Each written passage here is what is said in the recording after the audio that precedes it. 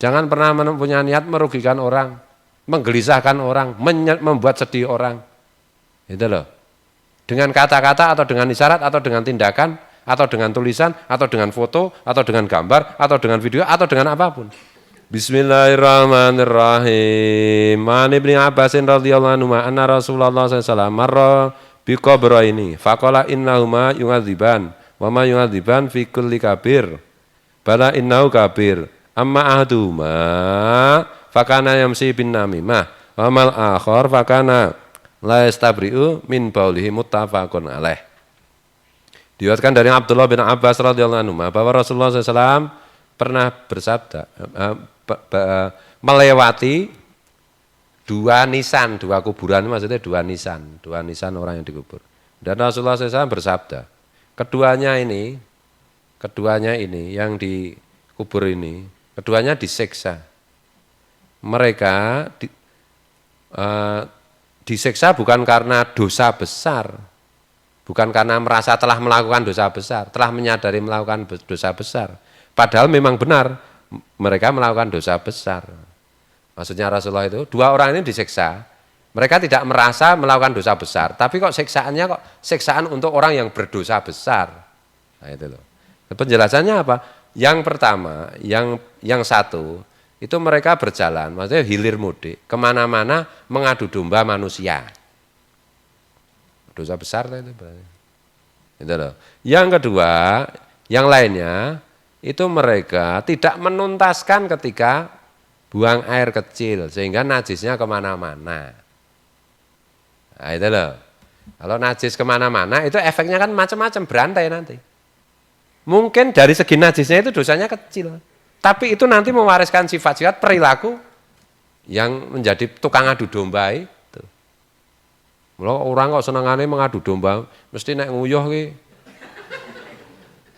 Ratau tuntas. Nah, gitu.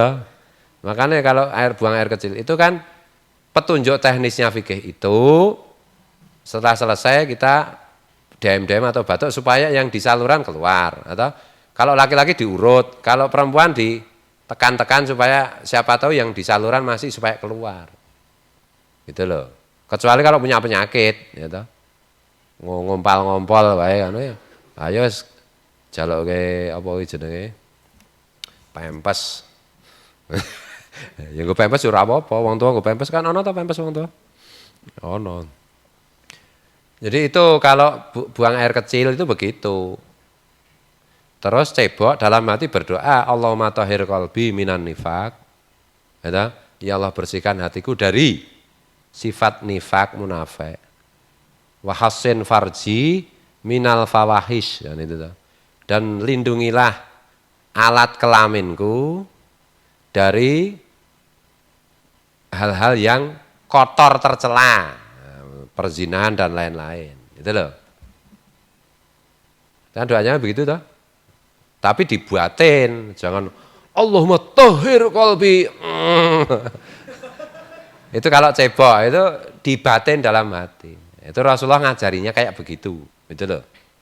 Niatnya melaksanakan ajaran Rasulullah.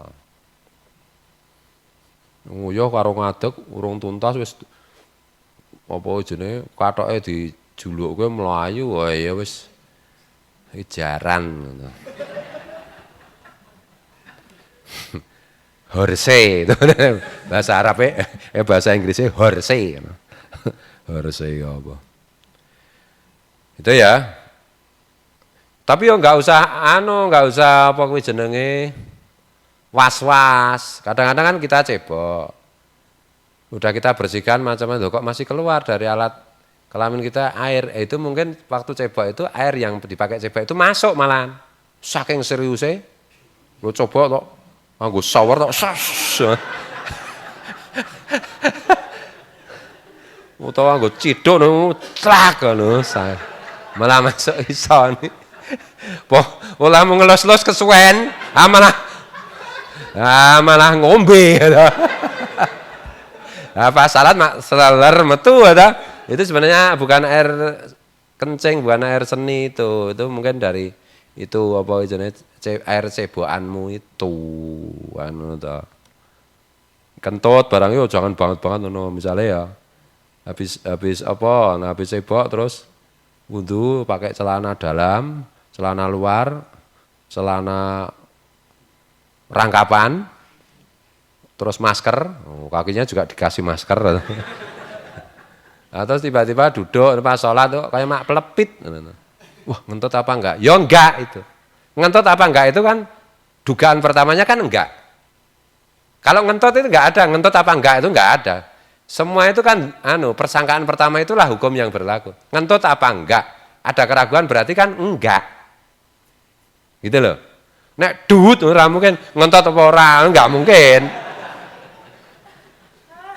Itu kalau kayak gitu namanya was-was itu. Tuh nanti wudu lagi. Wudune ya kebangetan. Ya jangan begitulah.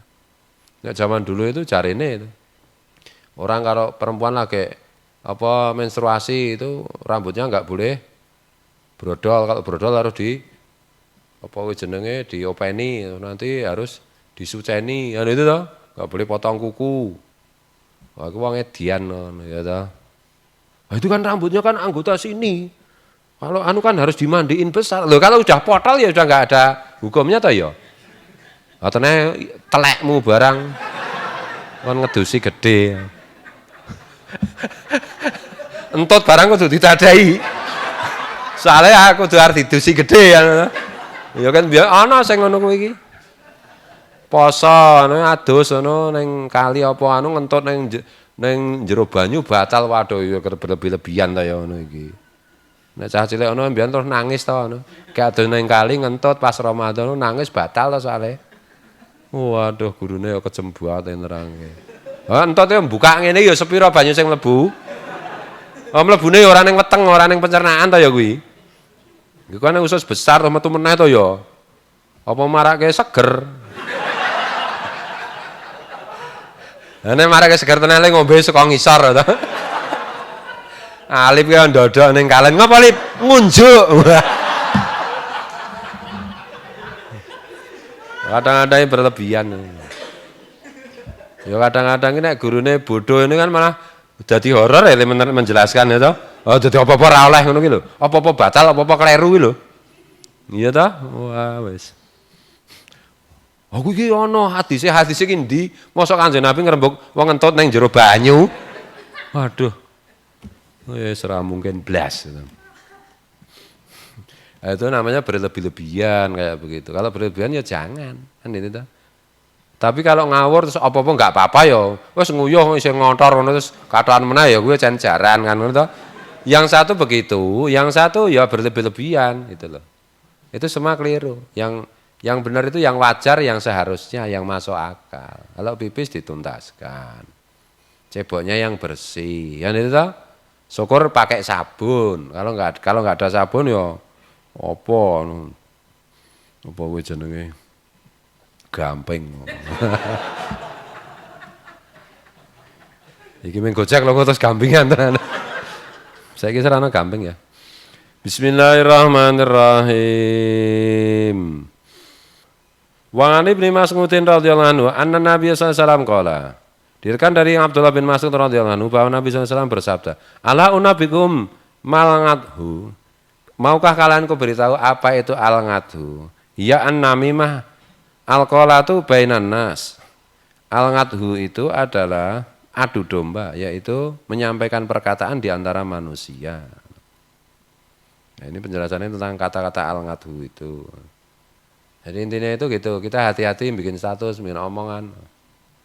Betul loh. Jenengan yo kok gambleh Pak. Nah, karena aku ndek ilmu. Ngono lho. Nek rong patek ndek ilmu ki ora usah kok kan ngomong, kan gitu. Agak aku kok ndek ilmu ngomong yo kayak salah ya sini iki to. Nek mulang ngaji nek ora ngomong yo piye to. Ayo. Angel ya. Ya iso ngono nek tingkat tinggi ya iso to. Aku biar ngaji ro Kiai ya ono.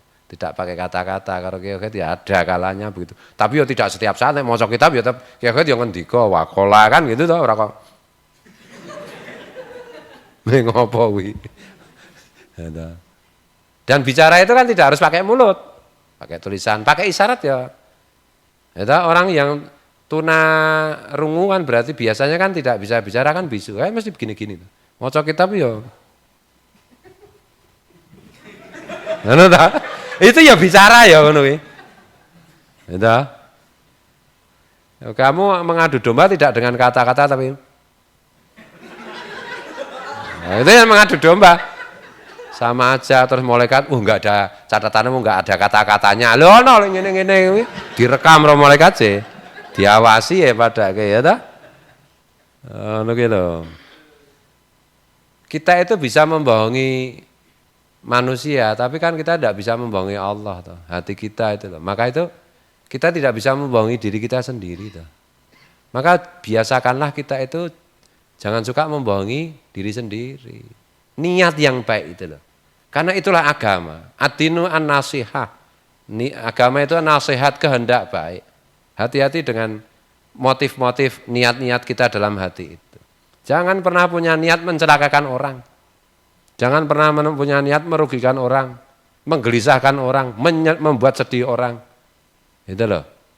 Dengan kata-kata atau dengan isyarat atau dengan tindakan atau dengan tulisan atau dengan foto atau dengan gambar atau dengan video atau dengan apapun. Itu loh. Nah, itu pahalanya besar kalau kita itu. Kayak wasiate Kanjeng Sunan Kalijaga, Wali Songo itu.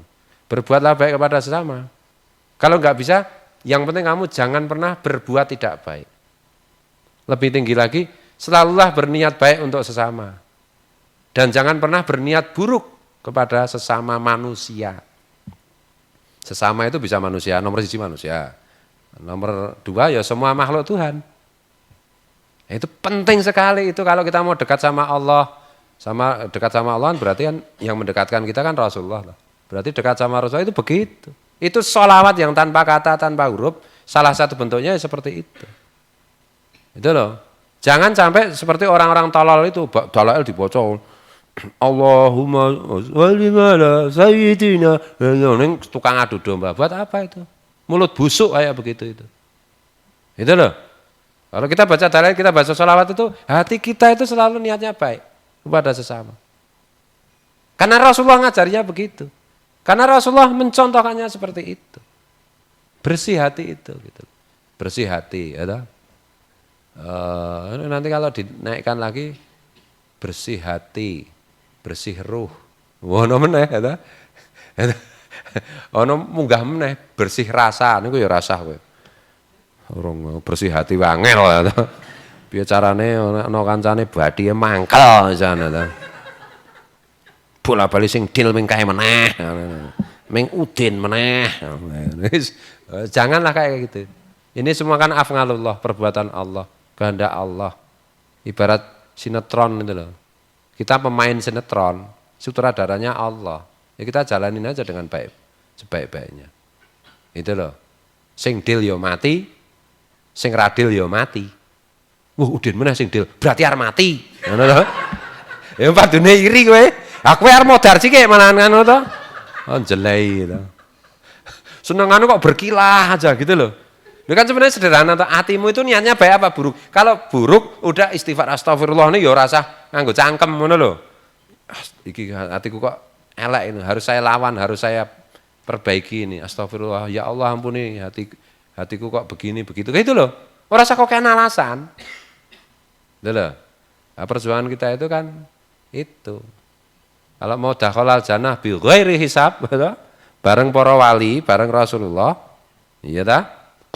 Ya atallaha biqalbin salim, menghadap Allah dengan hati yang bersih. Itu loh. Biasakan begitu terus-menerus begitu. Itu cepat kita itu dekat sama Rasulullah. Tapi jangan salah juga. Aku udah begitu kok ya, temanku itu enggak begitu malah sering ketemu Rasulullah. Aku enggak pernah ditemui Rasulullah.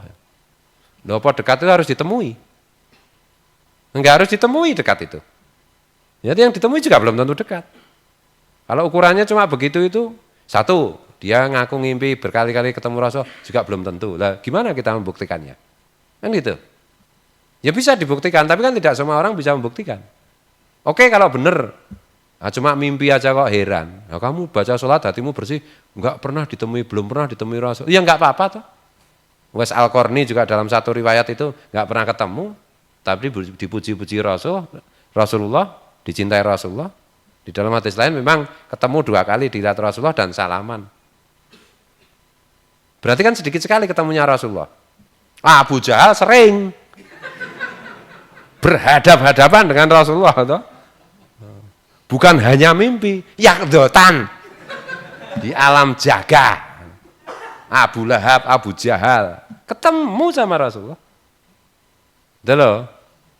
Jadi jangan heran, oh, orang itu sakti bener, ketemu Rasulullah berkali, setiap tidur dia ketemu. Loh, apa kamu tahu?